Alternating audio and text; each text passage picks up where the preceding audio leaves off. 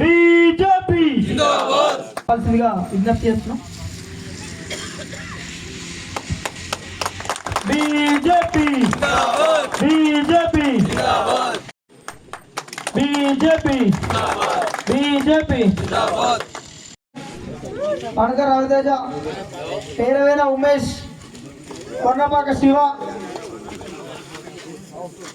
అలాగే సుందరనగర్ నుండి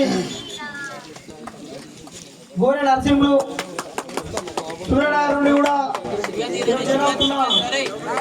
ఎండపైన నరేష్, తిప్పరమైన పెద్దిరాజు, తిప్పరమైన పల్లె పల్లెకే గుదాం నరేంద్ర మోడీ గారి నాయకత్వం, నరేంద్ర మోడీ గారి నాయకత్వం, రాజన్న నాయకత్వం.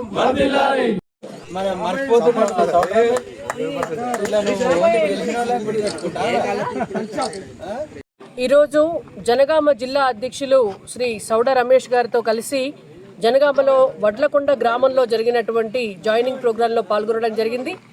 వడ్లకొండ గ్రామంలో ఉన్నటువంటి బీఆర్ఎస్ మరియు కాంగ్రెస్ పార్టీకి సంబంధించినటువంటి కార్యకర్తలు అందరూ కూడా ఇవాళ జిల్లాలో సౌడ రమేష్ గారి నాయకత్వము మరియు రాష్ట్రంలో రామచంద్రరావు గారి నాయకత్వము, దేశంలో నితిన్ నబీన్ గారు, జేపీ నడ్డా గారు, నరేంద్ర మోడీ గారి నాయకత్వాన్ని మెచ్చి భారతీయ జనతా పార్టీలో చేరడం జరిగింది.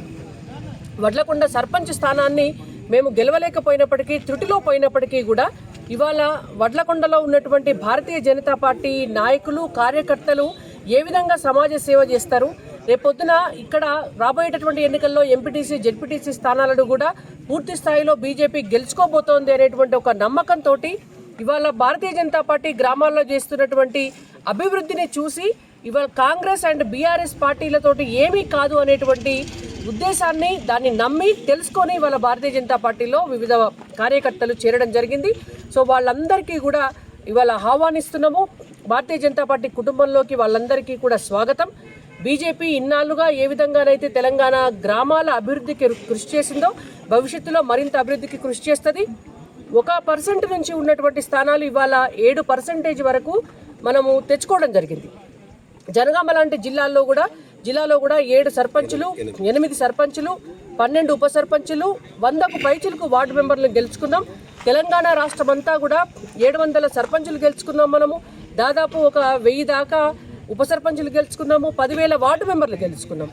కాబట్టి ఇదంతా కూడా భవిష్యత్తులో భారతీయ జనతా పార్టీ రాష్ట్రంలో అధికారంలోకి వస్తుందని చెప్పడానికి నిదర్శనం. దీన్ని పునాదిగా మార్చుకుంటాం. భవిష్యత్తులో రాబోయేటటువంటి ప్రతి ఎన్నికల్లో కూడా కాషాయ జెండా ఎగిరే విధంగా మా కార్యకర్తలందరం కూడా కృషి చేస్తాము. రేపటి నాడు గోల్కొండ కోట మీద భారతీయ జనతా పార్టీ జెండా ఎగిరేసేదాకా కష్టపడతామని తెలియజేస్తున్నాము. దానికి ఈ ఇలాంటి జాయినింగ్సే పునాదులని చెప్పి నేను ఇవాళ చేరినటువంటి వాళ్ళందరికీ కూడా వెల్కమ్ చెప్తున్నాను. భారత్ మాతాకి.